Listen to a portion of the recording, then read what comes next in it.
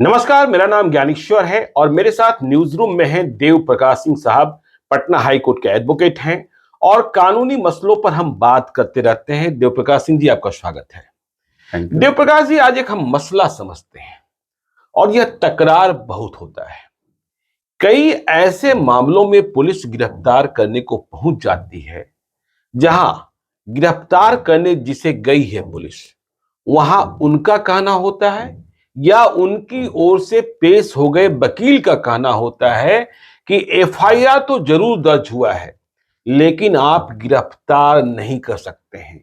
कई supreme court के orders दिखाए जाते हैं, नियम कानून का हवाला दिया जाता है, जबकि पुलिस कहती है हम गिरफ्तार करेंगे ही करेंगे। तो यह तकरार कैसे पैदा होता है? कानून का क्या कहना है और सुप्रीम कोर्ट क्या कहता है कि एफआईआर के बाद भी गिरफ्तारी नहीं? यह कौन सी बात हुई? देखिए, पहले तो ये समझिए गिरफ्तार करते क्यों हैं हम जी। लोग? गिरफ्तारी कोई पनिशमेंट नहीं है। गिरफ्तार इसलिए करते हैं कि कल को जब ट्रायल शुरू होगा कोर्ट में तो ये आदमी ट्रायल के समय उपस्थित रहेगा।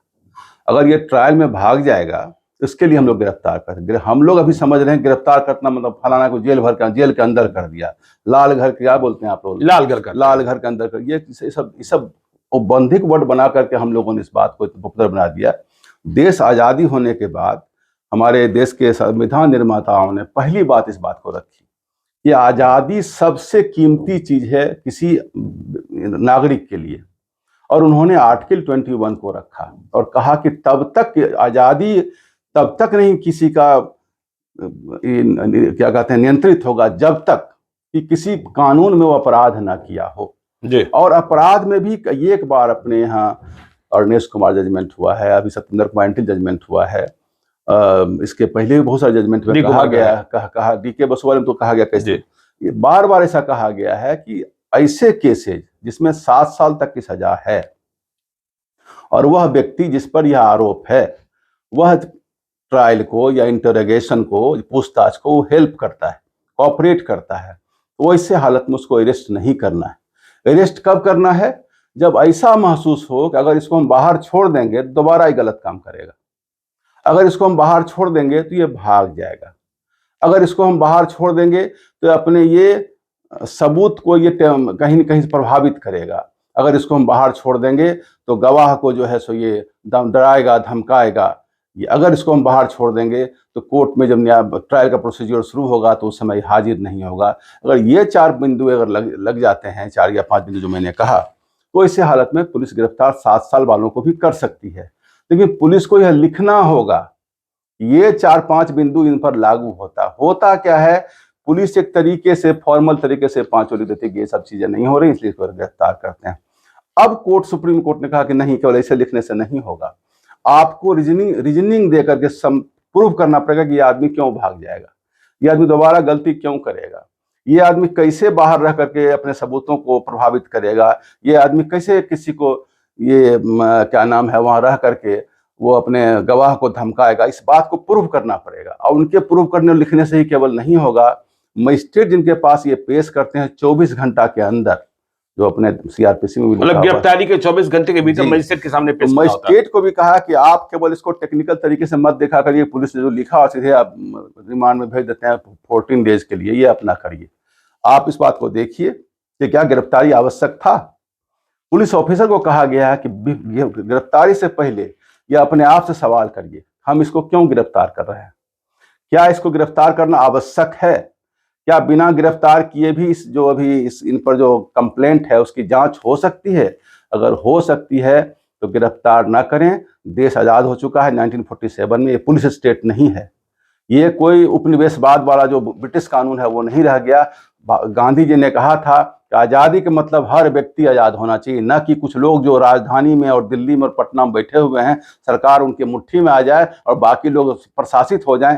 यह आज़ादी का लक्ष्य कहीं भी नहीं था। जी ठीक है, आपने कहा आजादी की बात कर दी, आपने संविधान की बात कर दी, आपने राष्ट्रपिता महात्मा गांधी की भी बात कर दी, लेकिन ये तो समाज का सच है ना, और इससे कैसे इनकार कर सकते हैं और यह अधिकार कैसे दे सकते हैं? आजादी अपराध करने की नहीं दी जा सकती है। तो आपने कहा कि 7 साल से कम जिस मामले में सजा का प्रावधान है वहां गिरफ्तारी नहीं होगी।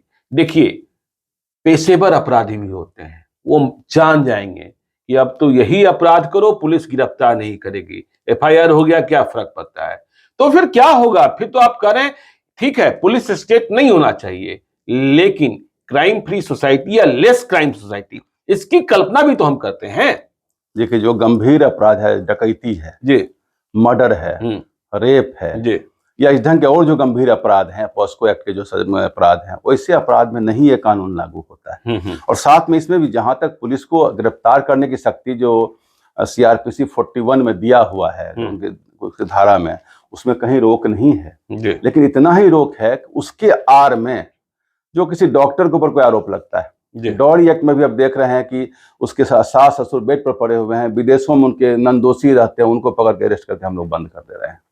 या ऐसे बहुत सारे केस जो ऑफिसेज में कि करप्शन का आरोप लग गया, किसी के ऊपर किसी ने कोई कंस्पिरेसी कर दिया, या कॉमर्शियल डिस्प्यूट हो गया, विभिन्न जो चेक बाउंस वाला केस, उसमें भी बहुत सारी मैटर आ रही है। तो ऐसे, या घर में कोई सिविल डिस्प्यूट है, आपस में झगड़े चल रहे हैं जमीन के, टाइटल के, और एक क्रिमिनल केस कर दिया। तो ये 90% केसेस तो ये है। नहीं, आप कह रहे हैं जो प्रकाश जी की चेक बाउंस का भी आपने मसला उठा कर ले आया कि चेक बाउंस के केसेस में गिरफ्तारी न हो, तो इसका मतलब तो लोगों की आदत बन जाएगी कि वो फर्जी चेक देते रहेंगे, बैंक में पैसा नहीं रहेगा और आदमी को गुमराह करते रहेंगे। तो ऐसे लोग तो गिरफ्तार ही नहीं होंगे, कानून की इज्जत में आएंगे ही नहीं। केवल गिरफ्तारी ही तो एक मां सजा नहीं है ना, और भी तो दिया गया है ना जी। उनको आदेश दिया जाएगा कि आप करें ना करें, उसके बाद उनको गिरफ्तारी हो ही जाएगी। गिरफ्तारी हो, उनको तो कहा ही जाता है कोर्ट में आप इतना पेमेंट जमा करें। तो आप ये कहना चाहते हैं कि जिस तरीके से आप करें, गिरफ्तारी अंतिम हथियार हो, या कोई हेरासमेंट का एक हथियार ना बन जाए कि जैसे कोई बात हो तुमको पकड़ के हम अंदर कर देंगे, जो आप लोग बोलते हैं लाल घर में अंदर कर देंगे, ये बिल्कुल गलत। राह चलते कोई थप्पड़ मार दे, कोई गिरफ्तारी नहीं होगी, नहीं होगी। पुलिस में बहुत, मतलब आप यही कहना चाहते हैं ना, वो अवेलेबल है, वो थाना बुला करके डांट देगी, एक बॉन्ड लिखा के पीआर बॉन्ड पर छोड़ देगी। राष्ट्रपिता बापू ने कहा था कि यदि कोई एक गाल मांगे तो दूसरा गाल दे दो थप्पड़ मारने के लिए। वो नहीं है। देखिए, हम लोग ये कहते हैं, आप इस बात को एक पक्ष लेकर नहीं चलिए, क्योंकि इतने ढंग के अपराध हो चुके हैं कि मामूली अपराध में अगर पावर दें, पुलिस एक शक्ति है। और देखिए, रूल ऑफ लॉ एंड अनियंत्रित शक्ति दोनों एक दूसरे के विपरीतार्थक है। अगर कानून का शासन आप चाह रहे हैं तो किसी एक विंग को आप अपरिमित शक्ति मत दे दीजिए, क्योंकि गिरफ्तारी शक्ति दे उसके पास वो स्टेट है जो आप गिरफ्तार करने जा रहे हैं। एक तरफ एक व्यक्ति है जो एक साधारण सा आदमी, और एक तरफ राज्य है। राज्य कितनी शक्तिशाली चीज है। नहीं, आप हमें ये बताएं ना कि ठीक है आप कह रहे हैं असीमित शक्ति नहीं दी जानी चाहिए, लेकिन हमारे दर्शकों के लिए आप यह स्पष्ट कीजिए बिल्कुल 2 वाक्यों में कि 7 साल से कम सजा वाले कौन से मुकदमे होते हैं, 7 साल से अधिक सजा वाले कौन से मुकदमे होते हैं, 7 साल से कम वाले में किसमें गिरफ्तारी नहीं होगी, और 7 साल से अधिक वाले में गिरफ्तारी तय कैसे है। या तो हमने कह दिया कि सिंपल जो कॉमर्शियल डिस्प्यूट है जी, जो डॉक्टर्स नेग्लिजेंस है जी, जो आपको सिविल डिस्प्यूट है, 420 का मामला है, चोरी का मामला है। अभी वो हाई कोर्ट में गया था कि हमारा 5 बक्सा सेब चुरा के ले गया, उसका बेल का पिटीशन चला गया हाई कोर्ट तक। तो ये सब कहीं कि ये ब्यूज ऑफ लॉ है, क्योंकि छोटी छोटी वारदात के लिए डिस्ट्रिक्ट कोर्ट है और वहां भी इसका बेल किया जा सकता है। और बार बार हम बोल रहे हैं कि bail is a rule, jail is an exception. ये 1000 बार हाई कोर्ट कह चुका है, सुप्रीम कोर्ट कह चुका है कि जेल एकदम एक्सट्रीम सर्कमस्टेंस में। चलिए, आपने ठीक कहा, लेकिन हम ये कहना चाहते हैं और बताना चाहते हैं अपने दर्शकों से, आपसे स्पष्ट करना चाहते हैं कि 7 साल से कम सजा है, लेकिन फिर भी पुलिस हमें गिरफ्तार कर जेल भेजने को आमादा है, तो हम क्या करें। अब तो पता लगता पुलिस के पास वही 3-4 चीज डाला हुआ है, वही 3-4 चीज है कि क्या वो बाहर रहने पर दोबारा ये गलती करेगा, फिर अपराध मान किसी को मार देता है तो दोबारा फिर ये मारेगा, या क्या ये बाहर रह करके भाग जाएगा, क्या ये बाहर रह करके अपने सबूत को प्रभावित करेगा, क्या ये बाहर आके गवाह को प्रभावित करेगा या धमकाएगा, क्या बाहर रह करके जब पुलिस का ट्रायल, जब कोर्ट का ट्रायल शुरू होगा तो वहाँ ये साथ नहीं देगा। इन बिंदुओं पर कहीं पुलिस को अगर लगता है, संदिग्ध माने उसका विश्वास होता है कि ऐसा करने से ऐसा होगा, तभी गिरफ्तार करे। और गिरफ्तार करने से पहले इन सवालों को अपने आप से पुलिस पूछ ले और देखे कि कन्विंसिंगली प्रूव हो रहा है, तभी गिरफ्तार करे। चलिए, तो ठीक है। देखिए, आपने समझा जो मेरा मूल सवाल था कि एफआईआर दर्ज होने के बाद भी पुलिस किन मामलों में अभियुक्त को गिरफ्तार नहीं कर सकती है, और यदि गिरफ्तार कर रही है। अब इसमें एक सवाल और कर देते हैं जी, अगर वो 7 साल से ऊपर का मामला है जी, तब तो गिरफ्तारी होगी।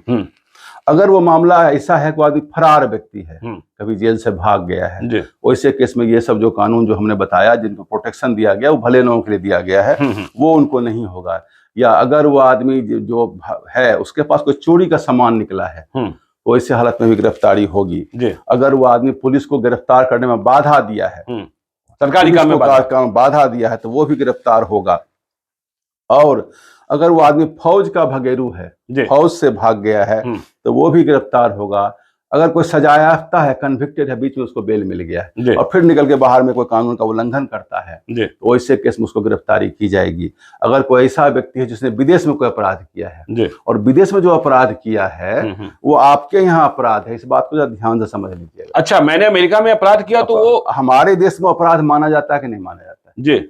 अब जैसे कि मान लीजिए कि बिहार में आपके यहाँ निषेध है, वो क्या कहते हैं, मादक द्रव्य, लेकिन बाकी जगह पर नहीं है। तो वहां पर अगर नहीं है तो नहीं अरेस्ट करें। विदेशों में है तो विदेशों में नहीं हो सकता है। लेकिन बाहर जहाँ एक्स्ट्राडिशन ट्रीटी हमारा है, जहाँ पर हम लोग आपस में देश का हम लोग का संबंध है, आपस में संबंध चल रहा है, वहां पर है कि अगर वहां कोई आदमी अपराध किया है और वो आपके देश के कानून में अपराध है तो उसको अरेस्ट करना आवश्यक है। तो देखा आपने, बिल्कुल स्पष्टता के साथ देवप्रकाश सिंह जी ने समझाया कि किन मामलों में गिरफ्तारी हो सकती है और किन मामलों में पुलिस नहीं गिरफ्तार कर सकती है, सिवाय इसके कि ट्रायल से आपके भाग जाने का डर न हो। देखिए, मुकदमा चलेगा, कोर्ट में ट्रायल होगा, यह बात तय है। तो आपने पूरी बात समझी होगी और इसी तरीके से हम आपको कानूनी ज्ञान देते रहते हैं। आप देखते आरोप लगे तो जांच करवा लीजिए, पुलिस से झूठ मत बोलिए, पुलिस से झूठ मत बोलिए। ठीक है, तो देवप्रकाश सिंह जी ने बताया। तो आप देखते रहिए हमारे चैनल को। यदि अब तक आपने सब्सक्राइब नहीं किया है तो जरूर कर लीजिएगा और यदि इस वीडियो को फेसबुक पेज के माध्यम से देख रहे हैं तो